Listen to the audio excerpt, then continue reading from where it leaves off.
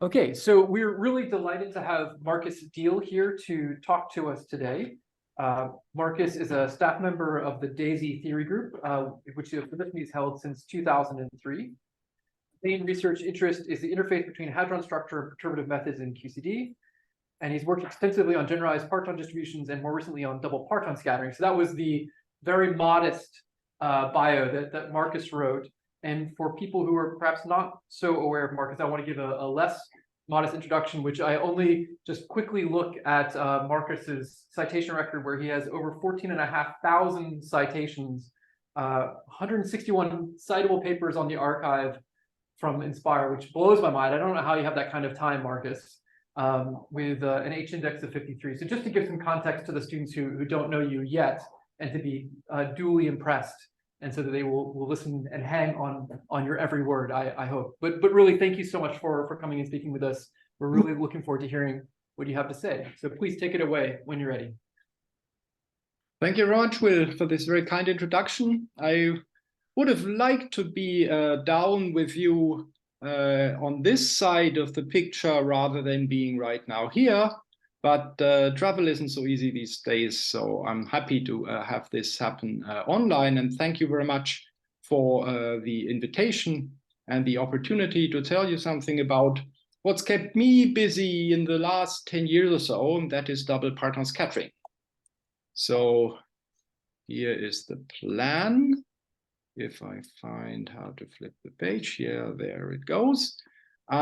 Today, I want to give you an introduction. What is double parton scattering? Why is it interesting? I'll just give you a sketch of what the experimentalists have done in that area. That cannot be more than a sketch, and I'm a theorist, so I wouldn't be best qualified to go into detail there. And I then give you sort of sequentially some elements of the theory of double parton scattering, starting from the very simple, going to sort of mid-level today.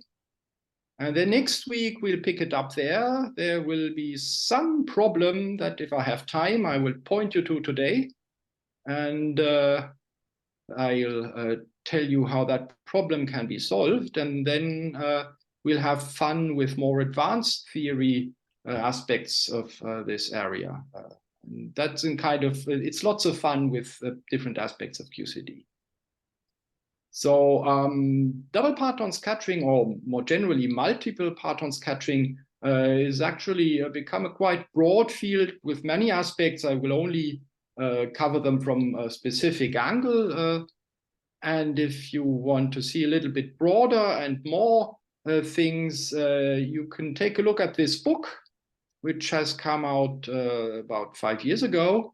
It's kind of an expensive book as books go, but thankfully the editors allowed us, or rather the publisher allowed us to put the individual parts of this book on the archive. So if you look at the table of contents of the book, you can find the titles, and then you can just make an Inspire search and get whatever you want for free. So let's start from a rather textbook thing, and that is sort of what is our standard description of hadron-hadron collisions if there is some hard process in that collision. So I'm not going to talk about generic minimum bias or elastic scattering or diffractive scattering, but rather some process like the Drell-Yan process, which I've sketched here. That's sort of a textbook process for a hard-scale hadron-hadron collision. So in this cartoon, you have all the partons in one proton coming across all the partons in the other one. And it can happen that a quark in one annihilates with an antiquark in the other proton. They make an intermediate off-shell photon, or Z boson if the energy is big enough. And that can then decay into a lepton pair, which gives a very nice and clean signature in a detector. That is the measured part of the reaction. And the textbook description of this, you will know.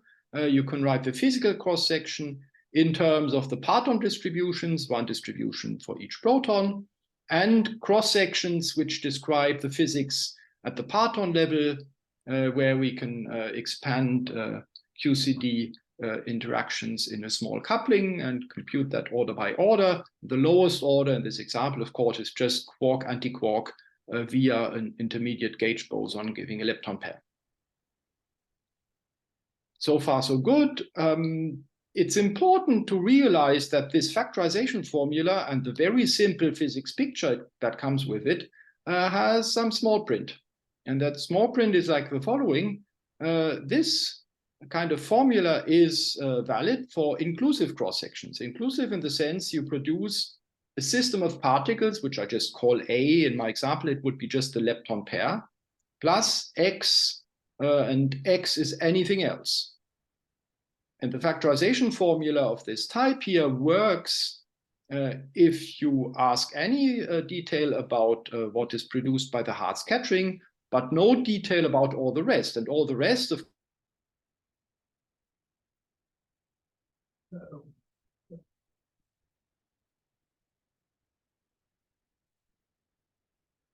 wouldn't detect it anyway, but some of it can actually spill into the main detector. And you could try and measure these things, but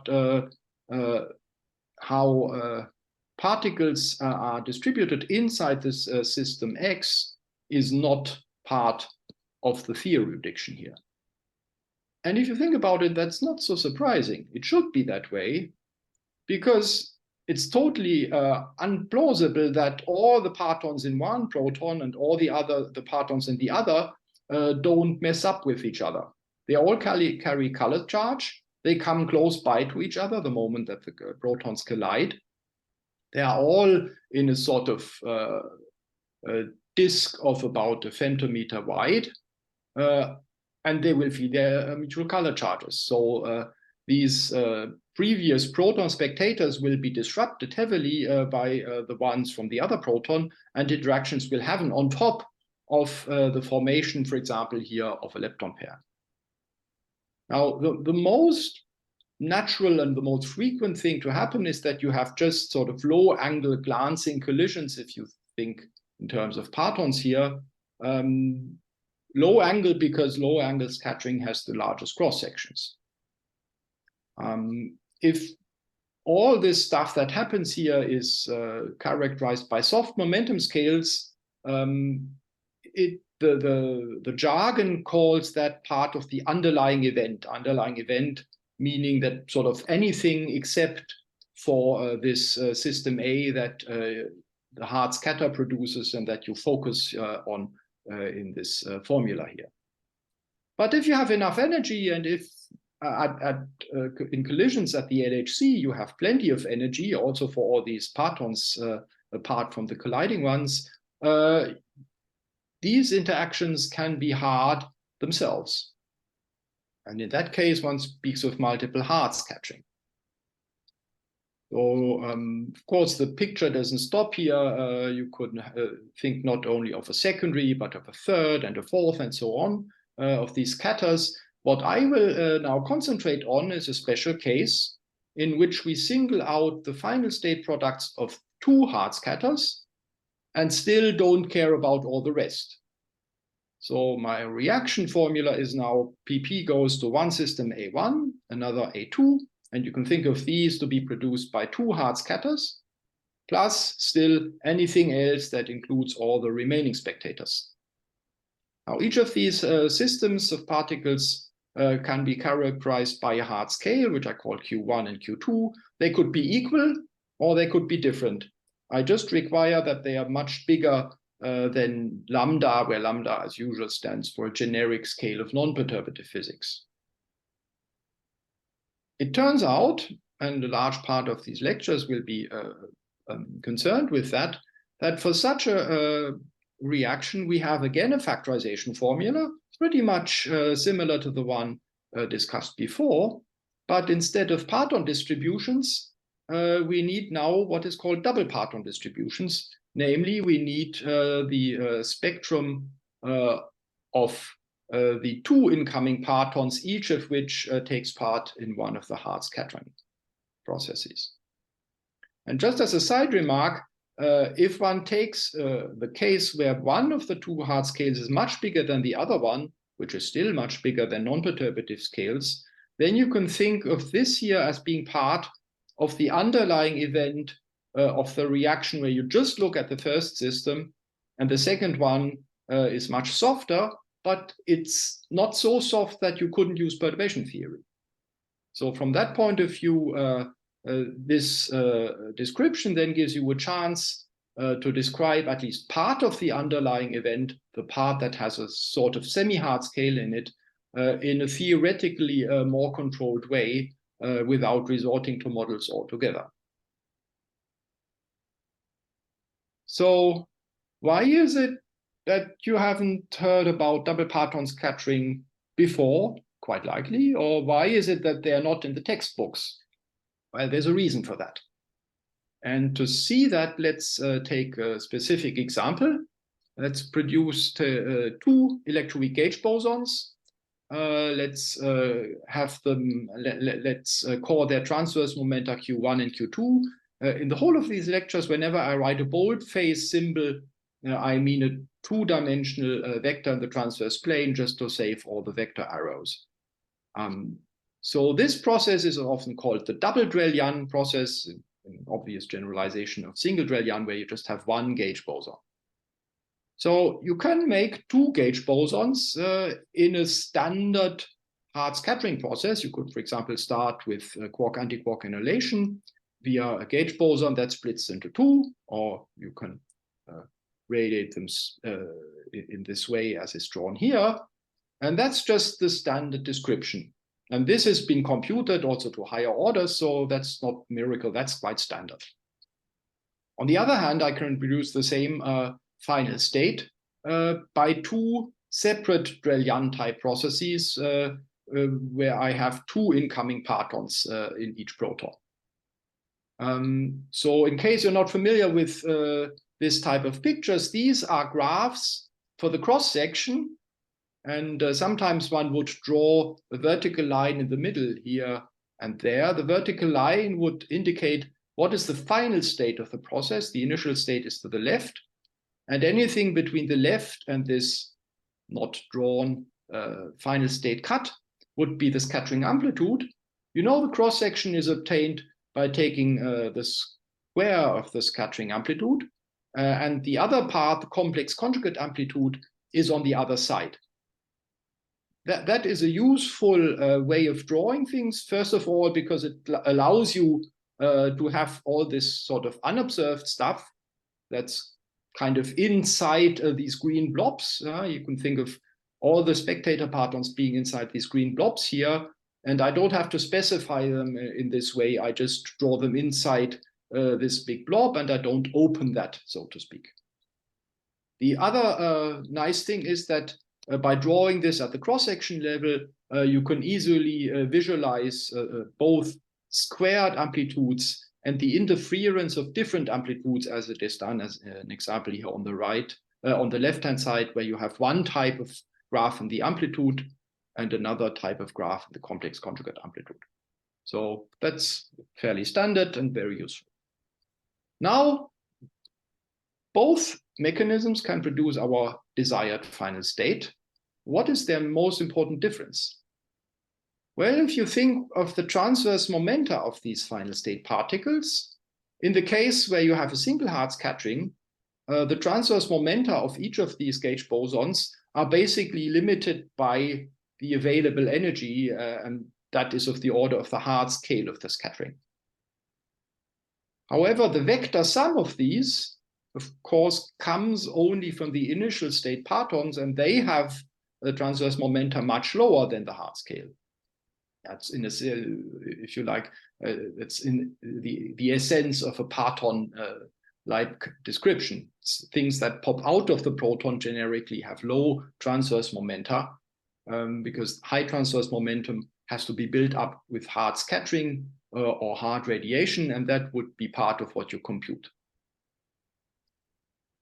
So here we have this phase space with a weak restriction, but if you produce each of the bosons in a single Drell-Yan type collision, then both of these transverse momenta are individually limited to be much smaller than Q. So you see that single parton scattering populates a larger phase space than the double parton scattering one. And that is the reason why, although if you look at the differential cross sections, if you do just dimensional counting of where are hard scales and where are low scales in these graphs, one can, that's a rather simple exercise. One finds that they both have the same power behavior in the hard scale. But if you integrate over the transverse momenta simply because of these restrictions, the single parton scattering wins because its phase space is bigger. And that is why for observables of this type, double parton scattering is a power correction. It's suppressed by a factor of lambda squared over the hard scale squared compared with this one.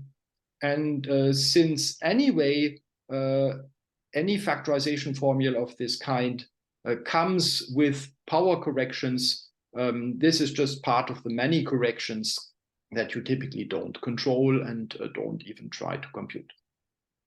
Markus, just before we move on, how does this difference in power counting interact with the difference in the coupling counting that is between the single parton scattering and the double parton scattering? I haven't counted couplings in this case. I have only counted if you like, the mass dimensions and identified which objects know about the hard scale. So they will have mass dimension made up by the Q, by the hard scale, and which objects only know about non-perturbative scales, and they give you the lambda powers. And indeed, coupling factors are important. That's why I have them on the next slide. I'll collect my plant money later. Yes. If this was the whole story, you would say, okay, why bother about DPS? Well, for one thing, if you're interested in this differential cross-section, you should take it into account. But even if you integrate over the transverse momenta, there can be things that counteract or at least partially compensate this generic suppression. And there's various ways how you can do that. One is if you go to small parton momentum fractions, which means if you go to very large collision energies and relatively much smaller hard scales, and that's perfectly possible at the LHC. Your collision energy is 14 TeV or so. And if you have a very hard scale of, say, 100 GeV, that's much smaller than the total energy, but much bigger than non-perturbative physics. And therefore, you have small momentum fractions. Now, if you think of where momentum fractions matter, they matter, of course, inside the parton distributions. And if you ever have seen a parton distribution drawn as a function of x, you know, these things, if you go to small x, they shoot up through the roof. They become very big. You have many partons at small x. So roughly speaking, the single parton scattering cross-section grows here like the square of a parton distribution for small x. Well, in the double parton scattering case, you have something like a parton distribution here and another one there. Not quite, but we'll sort of, if you pretend this would be behaving like the product of two PDFs, that's what you get. So you have these PDFs to the fourth power, 2 here, 2 there. And that grows, of course, much faster if you just go to small enough x. There's another way how you can enhance double parton scattering, and that's actually been used by experimental searchers, sort of if they want to go into part of their phase space where they have a bigger chance of seeing double parton scattering. If you have a large rapidity separation between the two gauge bosons or the two systems you produce. Now, does anyone in the room understand what rapidity is? I take it yes. Yeah, good. Yeah. So if you force these so broadly speaking, if one of them goes very far to the left and the other one goes very far to the right, it's easy to see that they have a large invariant mass, the system as a whole. If you make that as in a single parton scattering, that means that you have to push a lot of energy into the system just to get the large invariant mass. And that forces you towards large momentum fractions of the PDFs here. And as a flip side of what I said before, PDFs grow when you go to small x, they decrease, and also quite fast when you go to larger x. So large rapidity separation forces you to large x parton distributions here, and that makes the cross-section smaller. Whereas here, you just need a parton momentum fraction here and there, which go into the direction of the desired final state, and you're not forced towards large x, simply because you make each of these by themselves, and their relative rapidity doesn't really matter so much. And that, it turns out, works quite nice as an experimental discriminant in searches for double parton scattering. And last not least, as Will has anticipated, you can have different kinds of coupling constants in the two hard processes. And for that one, there is a poster child example, and that's the production of two W's with the same electric charge. So also called same or like sign W pairs. Now, if you make two, say, positively charged W's in a single parton scattering, here's again a kind of cartoon, it's easy to see you cannot get this by annihilating a quark and an antiquark, because you won't get your charge equal to 2, just because the quark charges won't cooperate. So the minimal number of particles you must have in the final state here is the two W's, and in addition, two quarks, which get you the charge right. And that means the quarks, which are here part of the products of the hard scattering, they will generically have a large transverse momentum. You have a small alpha s coupling here, and the cross-section starts at order alpha s squared.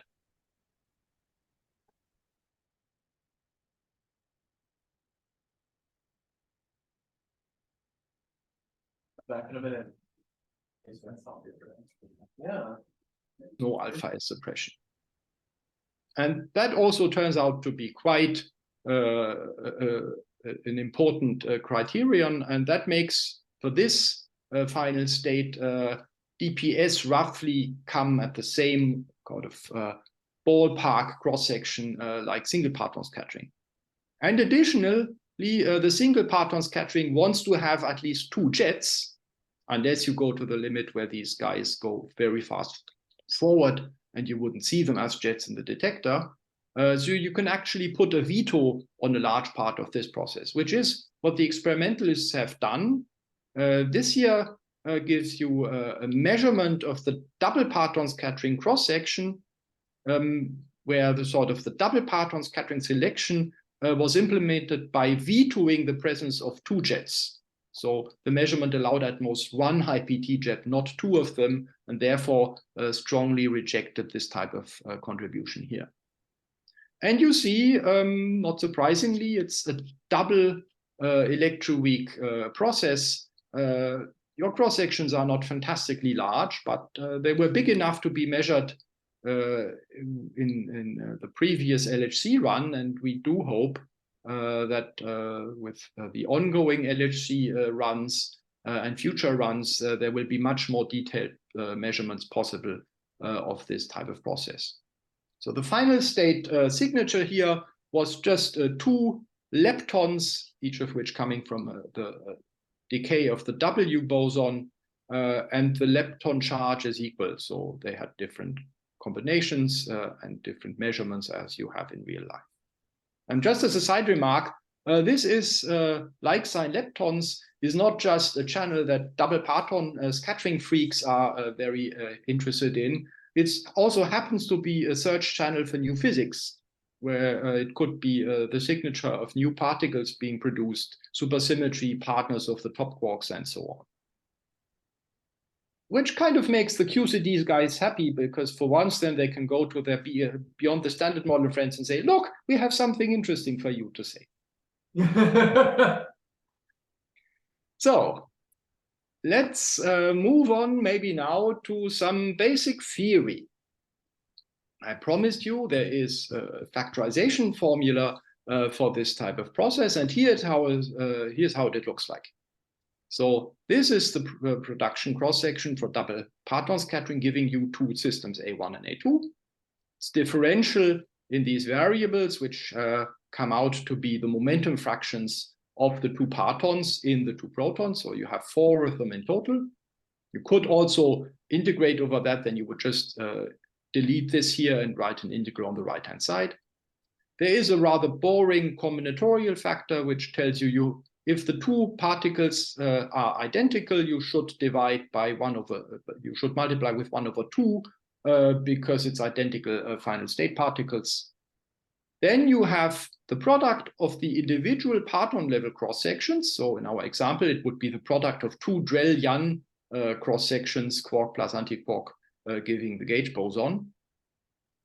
And then you have the analog of 2 Parton densities for 2 partons, and these now depend on several variables. So this is the double Parton distributions for partons A1 and A2 with momentum fractions x1 and x2.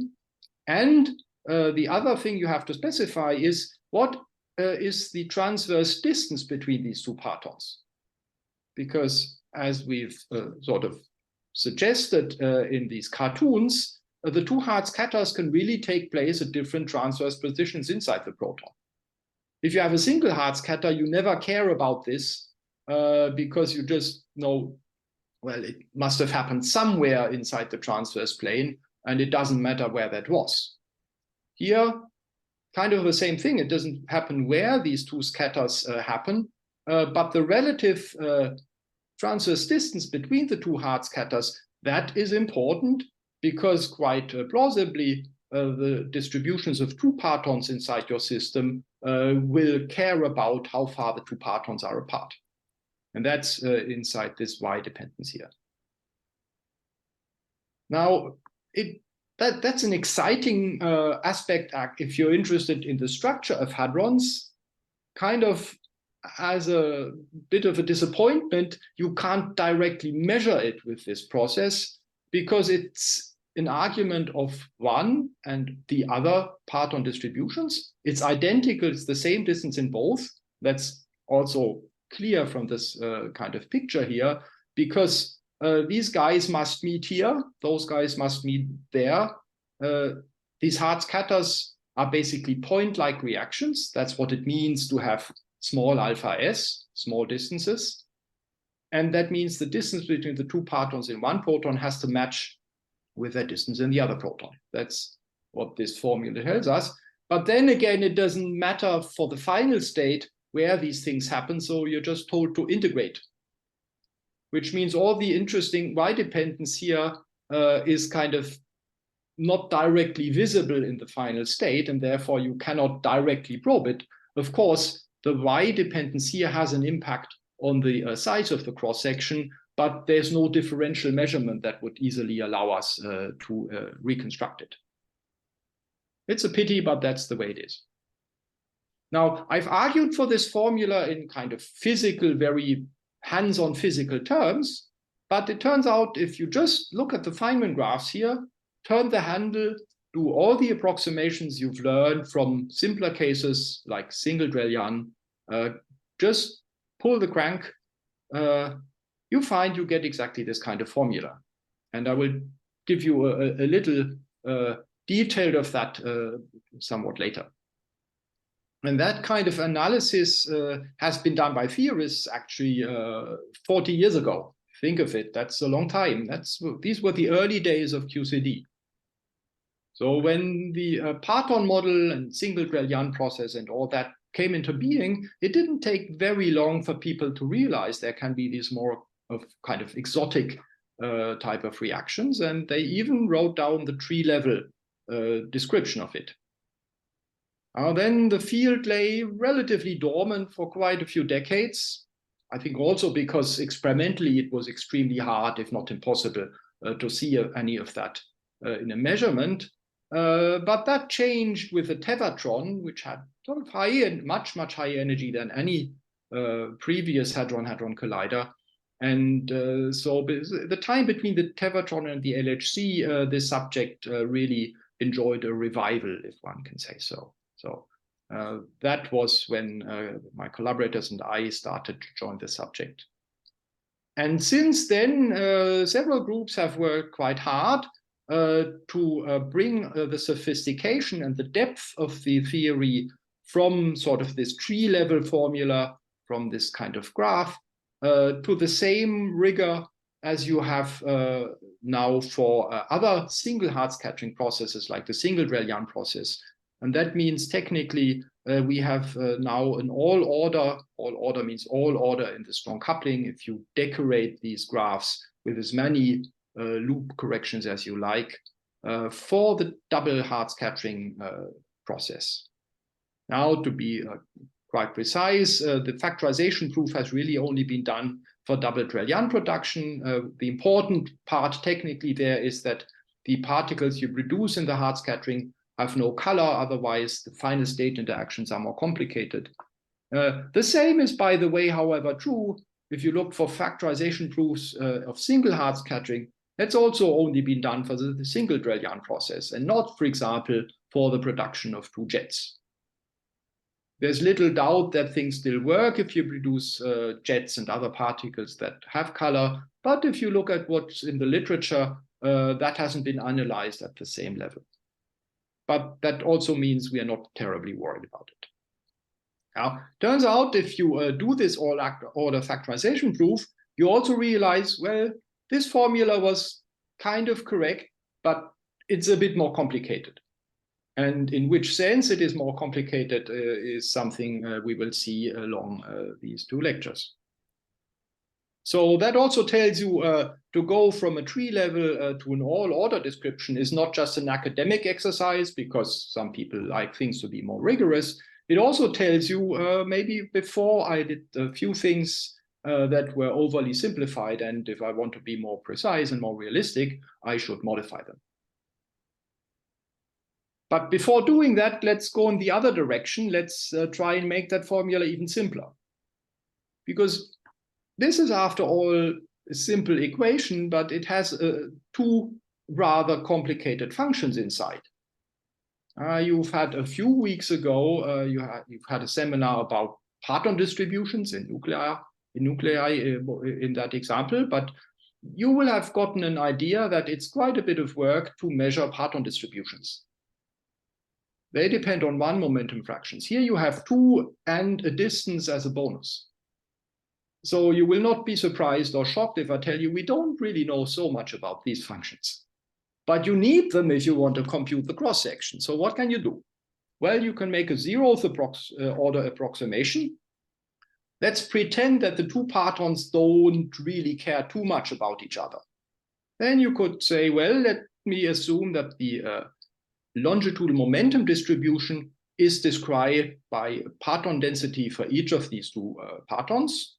And yes, they are sitting at a distance y, so there should be some factor that tells us at least if the distance becomes very large, certainly if it becomes bigger than the proton is, then you don't find anything, simply because the two partons have to be inside the area where the proton is. So that's the minimal assumption you can make. It's really the simplest. And if you plug that in here, that's a very simple exercise. If you don't see it, you can write it down on a sheet of paper afterwards. You can then assemble the individual parton densities and cross-sections here into two cross-section formula for production of A1 and production of A2, our two systems, each by a single parton scattering mechanism with their ordinary, rather well-known PDFs. And all that's remaining is the integral over the distance of the square of this profile function, one factor from each DPD. And that is a number that has the dimension of an inverse cross-section, and it's just customary to write this as the inverse of a so-called effective cross-section. So basically, you have now approximated your double parton scattering cross-section as the product of two single parton scattering cross-sections, this combinatorial factor, and you divide this by an effective cross-section, which is just a number which reflects a certain aspect of the proton structure. So if you have an idea of what that number is, you're in business, you can take any process you're interested in, plug it inside here. The single scattering cross-sections are well known for basically everything that you could think of, at least at low orders. And you can see what you get.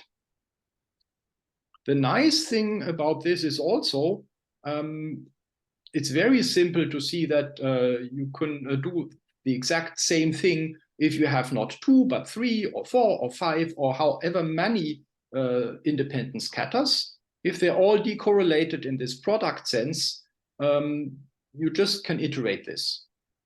And that is what actually the Monte Carlo authors, at least for a certain class of Monte Carlo event generators, have used to model multi-parton scattering, including the kind of semi-hard or softish region for describing the underlying event of processes, because this has been realized many decades ago. If you don't include that kind of mechanism, you will never get a realistic description of the particles in distribution inside a hadron-hadron collision. Now, these Monte Carlo generators are actually a bit more clever than this formula. This formula doesn't even know that you cannot have 2 partons that take more than the total proton momentum. So in an event generator, you can naturally veto if you have exhausted your budget of longitudinal momenta, or if you are trying to get more up quarks out of a proton than there are up quarks in a proton, and so far. This, for the better or the worse, also underlies really the bulk of the theory literature for double parton scattering phenomenology, with a few exceptions. But we should bear in mind, we've made an extremely simple assumption here. And if anything in this chain of assumptions is a bad assumption, then the formula will be bad. And we will see several reasons why that is the case. But before doing so, let's just see what the experimentalists have done. Now, sigma effective is a nice quantity in the sense that it's just one number. It's a thing you can easily put into a summary plot like I've done here. There's many versions of that plot. Here's another one reference, which has a different selection and so forth.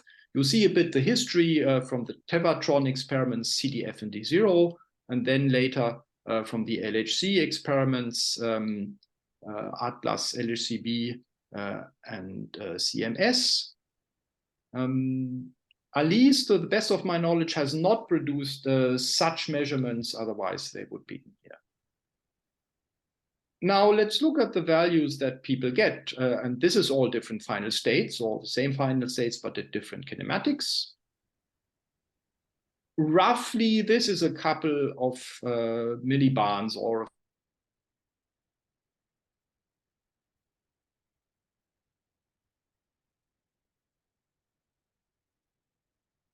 size.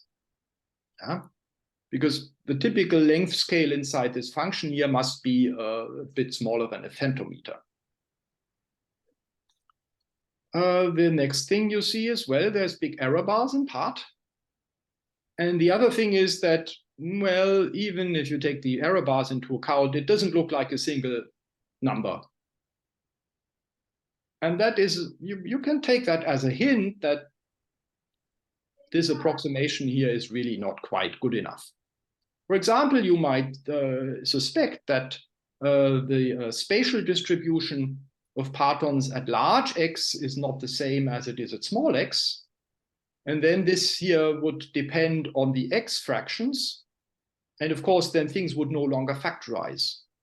Or in practical terms, if you write down the formula nevertheless, then your sigma effective will no longer be a constant, but it will have a hidden x dependence. And that's one way you could interpret this here. You can also imagine that the spatial distribution of gluons is not the same as it is for quarks. They play very different roles in the proton structure, after all. And then you might suspect that you should get different numbers for processes that are basically gluon initiated here, especially all this group of heavy quarkonium and charm production that likes to be initiated by gluons, whereas jets and photon productions, certainly at the tevatron energies, is certainly initiated by quarks, simply because the quark densities are not so small there, and the hard process cross-sections come at lower orders than if you start with gluons. So you can take this set of measurements as an indication of the things that were too simple in our pocket formula. The other thing is one should realize, as nice as it is to have overview plots, it's kind of, well, what should I say? It's really a bit optimistic to try and summarize the dynamics of double parton scattering in just one number. How could you ever think that this is adequate? And that's what you see. It's not one number, it's many numbers. Here's just a little slide that mentions that there's other processes where the experimentalists have not extracted the sigma effective number. So it couldn't be in my overview plot, but of course, these are just as valid as measurements. Here's also this same sign W pairs. First, at run 1, there was an upper limit, and now there's an observation. And there's various other measurements for the Z plus jets. The evidence that there is double parton scattering is not strong enough. So again, there is no sigma effective number. Also, as a side remark, I will not dwell on that. Whatever I discuss for proton-proton in this talk, you can also consider for proton hitting a nucleus, then things become a little bit more complicated. But the people interested in nuclear aspects find that quite attractive, and there's a couple of interesting things you can do with nuclei that you can't do with protons. Another thing I would like to show you is there is this analysis by the CMS experiment of the production of 4 jets, which you can produce in double parton scattering, sort of 2 plus another 2. And what is interesting in this plot is here the same analysis working with the same data got very different numbers of this effective cross-section. And the different lines here reflect different theory descriptions of the single parton scattering part. And that's important to realize. When you say you have a measurement of double parton scattering, given that you can always make the same final state with single parton scattering, you have to subtract the single parton scattering part of as kind of your background, which can be very important background. If you go to certain corners of final state, it's not so important. But these are final states with high multiplicity by the choice of what you looked at. So our theory for that isn't arbitrarily precise. And if you make a mistake in the estimate of your background, then what you get for the signal can widely differ. And that's exactly what you see. So that's another indication of what could be behind this big scatter here. All these analyses made different assumptions on the theory description for the single parton scattering part. And well, they all tried to put the uncertainties of that into their systematic errors. But estimating theory errors is a notoriously difficult thing, especially if the theory isn't so far advanced. Was there a question? No? Okay. Then let's go on. There was one little bit of a theory aspect. So this is a slide for the more theoretically minded people, which I find interesting. So let me just walk through it. We've had this description in the cross-section formula where we have longitudinal momentum fractions and a transverse distance. Now, those people of you who work on small x physics will be familiar with this kind of representation. For many investigations of small x physics, of high energy scattering, it is useful to work in space for the transverse directions and in momentum space for the longitudinal ones. And here's another example of that for a different reason. So let me show what is happening here. If you start computing this and approximating this big Feynman graph here in a standard manner, you would do everything in momentum space. And what do you see then? Well, each of these incoming partons here have their longitudinal, technically their plus or minus momentum fractions, and they are fixed by the final state momenta, which I can specify. Yeah. So if this proton here comes from the right, it has a big plus momentum. This one comes from the left, has a big minus momentum. And these minus and plus momenta are directly the same and fixed by the momentum of the system that you observe. However, and therefore they also must be the same. You must have the same plus momentum here, minus momentum here and there, and here and there. And that means the same momentum fraction of the parton in the amplitude and in the conjugate amplitude. However, that's not the case for the transverse momenta. The transverse momentum of this boson here is the sum, the vector sum of the transverse momenta of this and that one.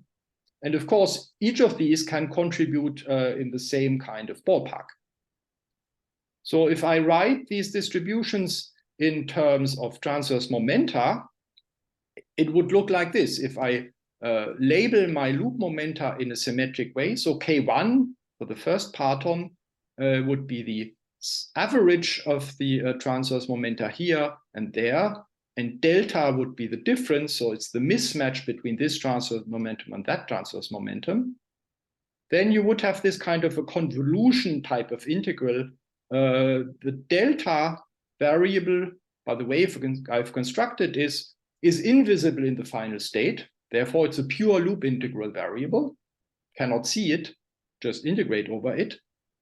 And if you walk just through the momentum balance in this graph here, you find the momentum mismatch in the one proton and in the other proton have to be opposite, simply to make sure that you get the same Q1 from adding these two and those two. Easy to see. So now we have a convolution type of integral here. Now, if you have learned your lessons about Fourier transforms, a nice feature of the Fourier transform is that if you take a convolution integral and write it in terms of the Fourier transformed function, then you have another convolution integral. And if you keep track of the signs, you find you go from here to there. So technically speaking, this distance y I've talked about all along is the Fourier conjugate distance to the momentum mismatch between the parton on one and on the other side of the graph. And this is how you arrive at this physically very plausible representation in terms of distances. I said, well, you have a hard scattering, so the y distance between the two partons here and there has to be the same in here and there. And that's true. But you can also say, I don't trust this kind of argument. I want to do a computation, and you find exactly the same thing. Now, final remark. A couple of months ago, you had a series of lectures on generalized parton distributions, where you learned that if in an exclusive process you measure the transverse deflection of the proton, and you take the Fourier transform, you get information about the spatial distribution of your partons. So remember what you've seen here? It's a momentum mismatch. If this were an exclusive process, the delta would take the rule of the momentum transfer, the role of the momentum transfer. You make a Fourier transform, and then you get something about the spatial distance, and that would be the analog of y. So the mathematics of how these two type of quantities are related is actually the same in the physics of GPDs and proton imaging and in the physics of double parton scattering, which is also why I find this quite nice. So let's look a little bit more at the theory description. And if you think about parton distributions, you know that a very important, practically very important aspect of them is that they depend not only on the momentum fraction, but on the scale, which physically is the scale of your hard scattering, where you probe the partons, and which technically comes from a renormalization procedure inside the parton densities. So how do we define parton distributions and also double parton distributions? The single parton distributions, roughly speaking, I'm glossing over all kinds of technical details here and just focus on what is important in our context. They can be written in terms of a matrix element. It's a field theory object. You have a proton state in which here and there, of which you take kind of the expectation value. And the operator whose expectation value you take is something like the operator that counts how many partons of a certain momentum fraction you find. So it's, in a sense, it's a number operator or a number density operator. If you then look how are these operators constructed from the fields of the theory, if it's a quark operator, it's constructed from a quark field and the conjugate quark field. Here inside, you would have an annihilation operator for quarks, and here a creation operator for quarks.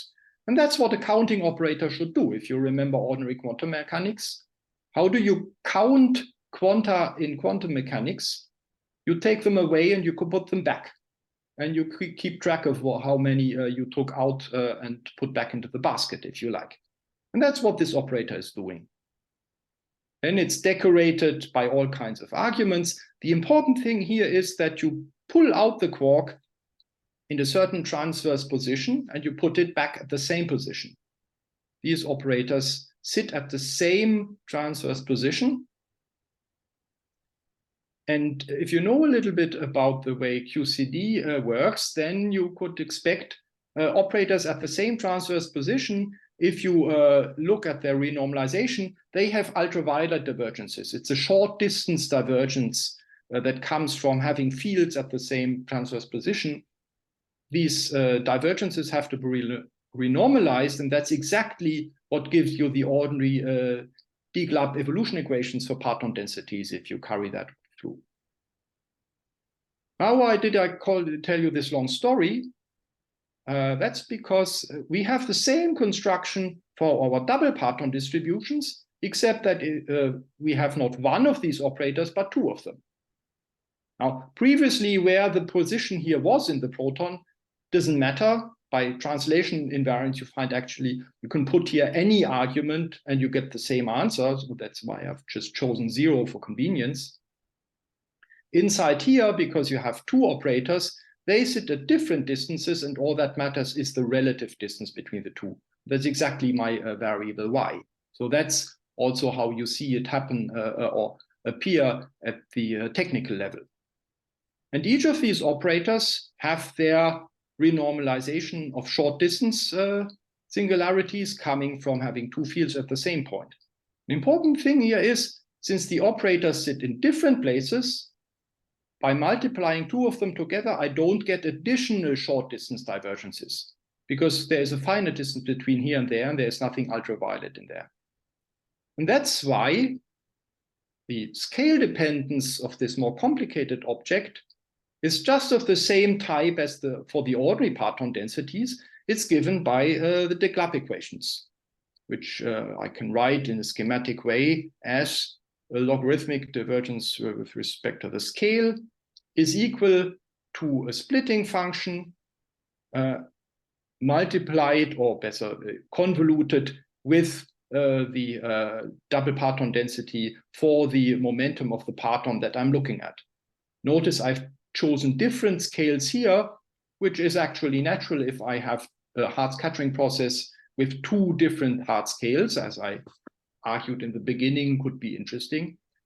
So we have just two copies of this equation, one for each parton. Now, a little side remark. It's very simple to derive this equation. To solve it is in principle also simple, but in practice not so much. And for solving the Diehl equations of single parton densities, there's many programs on the market, which you can download and use, and they work very nicely. The challenge for double parton scattering is, in fact, you are drowned by numbers. Because you have not just sort of, if you have 5 flavors, then you have 5 quark flavors, then you have 11 of these distributions, the gluon, the 5 quarks, and the 5 antiquarks. And you have to put these on the discretized grids in the next variable. You have much more to do if you want to numerically store the information of this beast.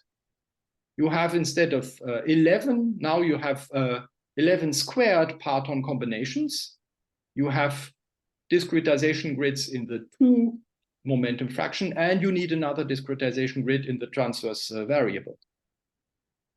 And if you estimate what you just need, if you want to grid that in addition in the parton momentum fraction, you are talking several hundreds of gigabytes, which is not something that you want in a computation to push in and out of your processor memory, because otherwise you will just have a heater in your room and not this result. Yeah?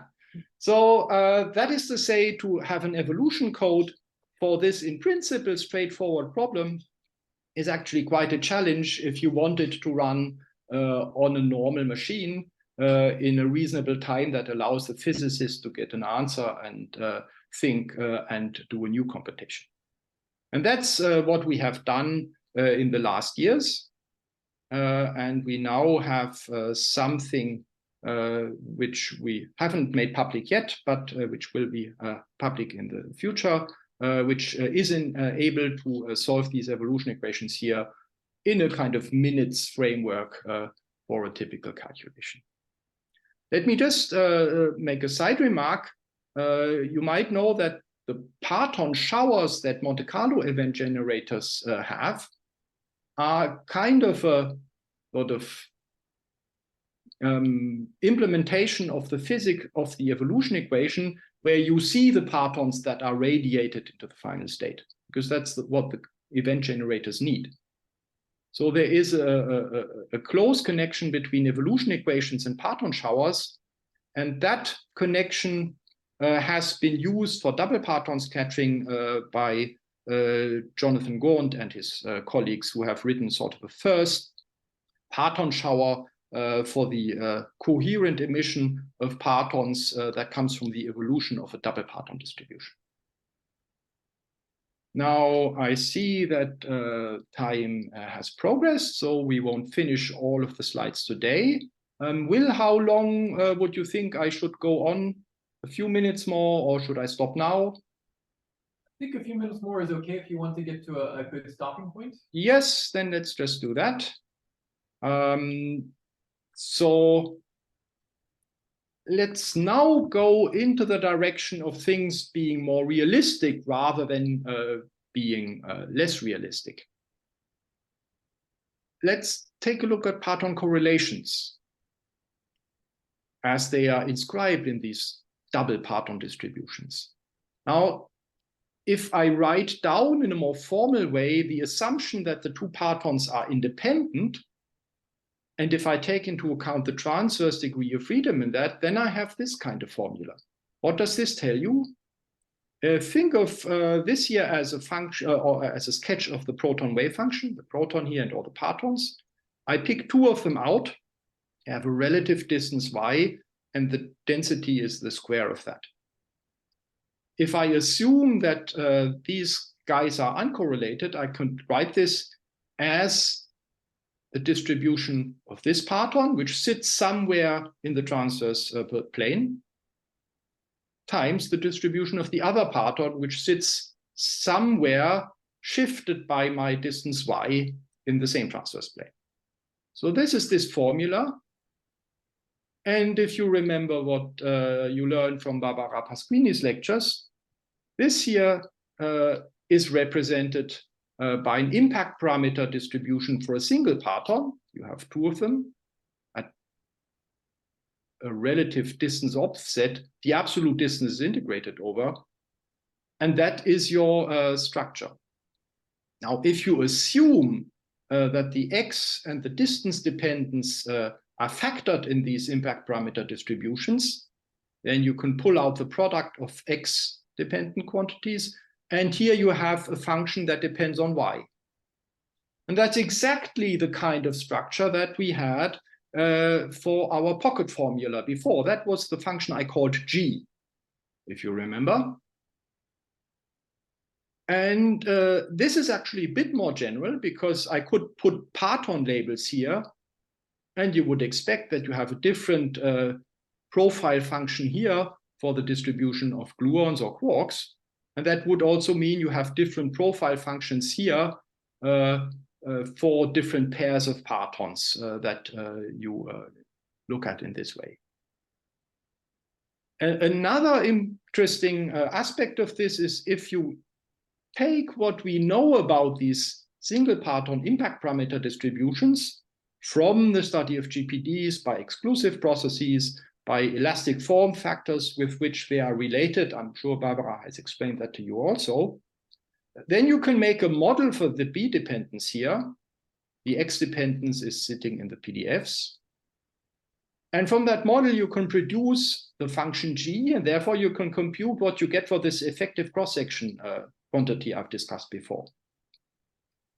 People have done that various times, and they find if you put sort of what we know, what we think we know about these functions here, you are quite off for your sigma effective in the sense that it is about a factor too big, more like 60 millibarns rather than the 30, which, if you remember, was kind of the largest values in this plot. So with the ansatz I just sketched, you would get way beyond 30, which means if you plug that into the cross-section formula, you get cross-sections for double parton scatterings that are too big, that are too small, sorry, because it's sigma effective that stands in the denominator of the pocket formula. So in addition to the experimental findings that I discussed, also this kind of exercise with state-of-the-art knowledge of the GPD suggests that the assumptions that went into this derivation are just not quite good. And I think that that's a nice way of seeing that there must be more to this physics. And I think that is a good place to stop for today. And we will see and pick that up next time. Super. That was very, very nice. Thank you.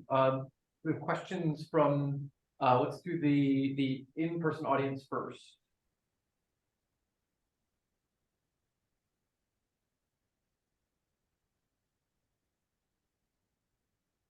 Yeah, Cole, please go ahead.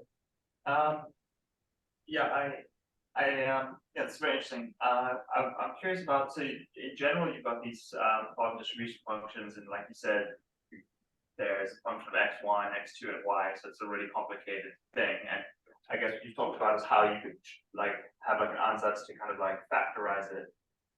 Do you have like an intuition about what is the like most important kind of correlation to take into account? Or it looks like here everything was independent on this slide, and then most generically everything could have any sort of dependence. What do you think the most important sort of, like, I guess you could partially factorize some things and some other things very correlated? Yeah. We will see that at the beginning of the next lecture. It's on the next slides, in fact. So we'll pay you for the plant. Yeah. There. Very very roughly speaking, there's two schools, I could say. You can take the ansatz or the assumption. Any correlation is thought unimportant until you prove the opposite. Or you can take the expectation, I take any correlation seriously before someone convinced me that it's small. Yeah, so with the second ansatz, you have more work. With the first, you will come to your results more quickly. But we will see next time what kind of correlations we really must expect to be there. And there's a few correlations which cannot be discussed away. Very good. Herbert, did you have a question? Yeah, I would have sort of asked the same thing from the opposite end, right? Is there an obvious place where you expect no correlations to appear that's easy to explain?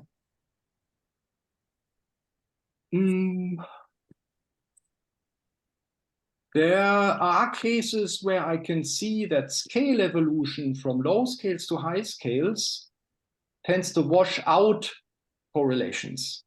Mm-hmm. So you might have them in the system at low scales, but we need these functions at high scales where the hard scattering takes place. Mm-hmm. That hard scattering is sufficiently hard, then certain types of correlations, and I show you next time which ones, they are actually starting to get suppressed. Okay. By the dynamics of going from low to high scales or from a large to fine resolution scales in space. Okay, so you draw your argument from evolution essentially. From evolution, so you noticed I dodged your question. Yeah. I still don't quite know when initial state correlations should be small or not. Mm-hmm. Yeah. But even there, we have done some exercise with the lattice calculation where we found certain correlations to be surprisingly small. Yeah, very, very interesting. Now, the thing again, we don't I'm asking this why, but it comes out of a lattice calculation, so we better take it seriously. Yeah, now there are things that we're trying to dig into at small x, right? In terms of multi-parton correlations. Yes, I would beyond say beyond what I call the Gaussian approximation, which leads to Casimir scaling of small x correlators. Yeah, and so right, there's an obvious interest in this sort of thing, also showing up in discussions I have with Simon Pletzer on Parton showers. So there's interesting stuff to be learned there. And if you have some arguments where you should expect these things not to play a role, and where you would expect they should play a role from any perspective is interesting. Yeah, I would actually. It's kind of a hope I've always nurtured.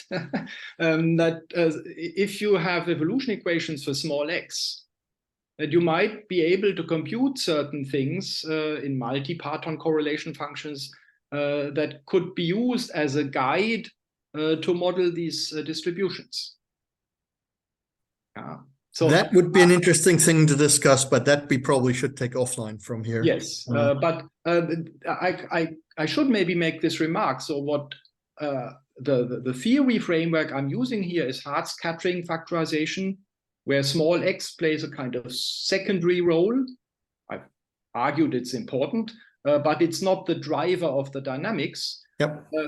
There were a few works on multi-parton and double-parton scattering in the small x framework, but unfortunately that hasn't really been followed up. I think the last papers that I found interesting were written by Jochen Bartels and Mischa Riskin more than a decade ago. So it's kind of, it hasn't been followed up much by that community. It would be nice if people came perhaps with fresh ideas and possibilities of things they can compute.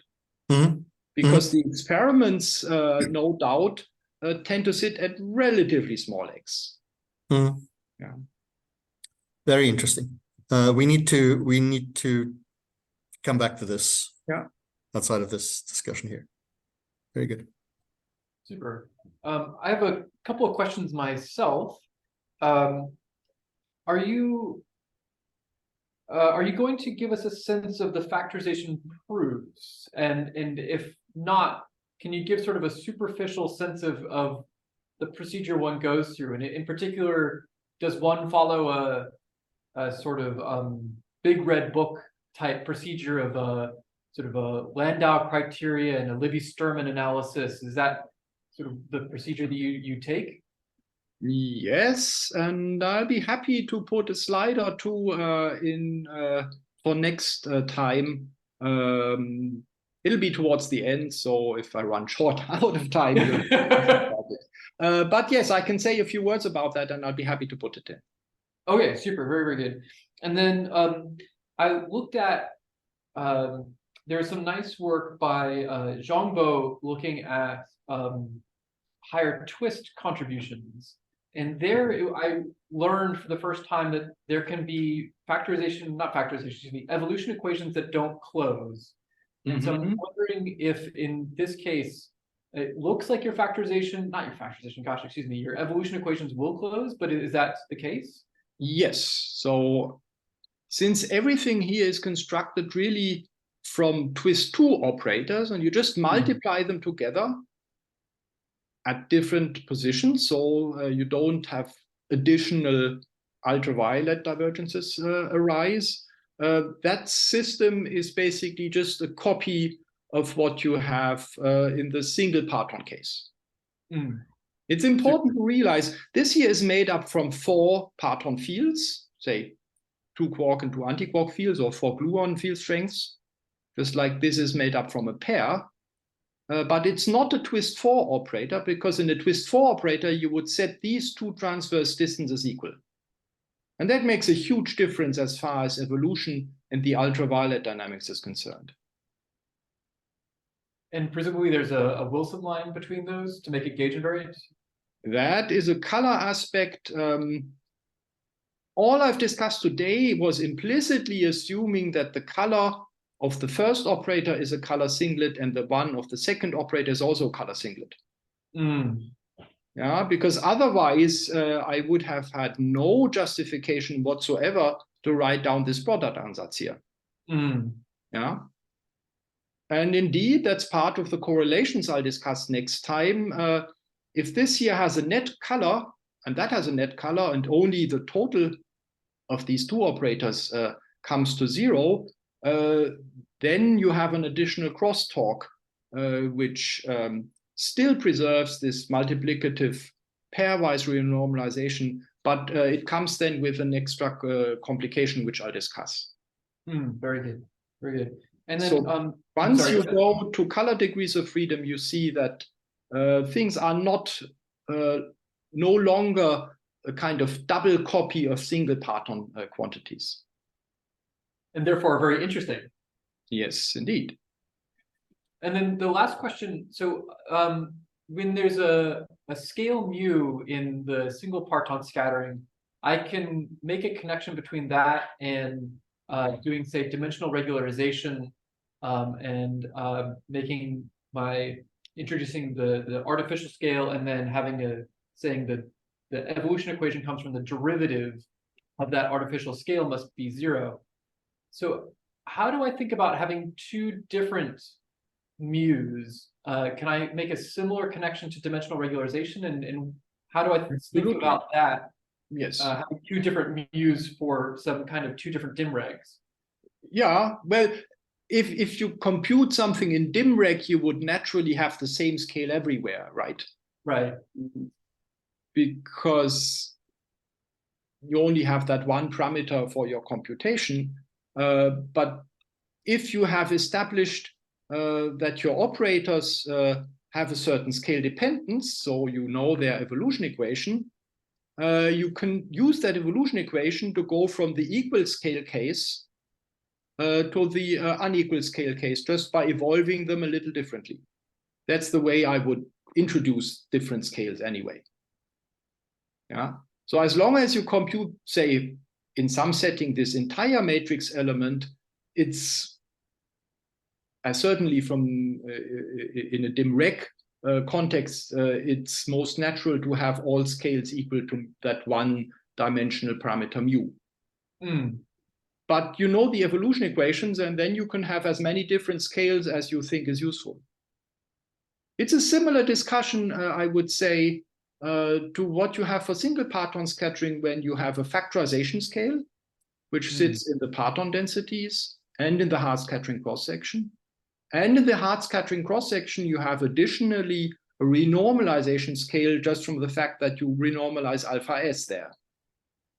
And there you can have the same discussion. Should you take these 2 scales equal or opposite or different? From the physics intuition, they play quite different roles, because the renormalization scale in the hard scattering kind of gives you the ultraviolet ceiling, and the factorization scale gives you the infrared bottom. But if you do the whole thing in dim reg, you start with a single scale mu. How else would you do? And there, the trick is the same. You can start with a single scale and go to different scales just by using the known evolution of all parts, and there you go. That is, I think, a marked difference between thinking of these scales in the sense of cut-offs in transverse momentum, which is very physically intuitive, and working in dim reg, which is extremely powerful, but I dare say physically entirely unintuitive. I agree completely.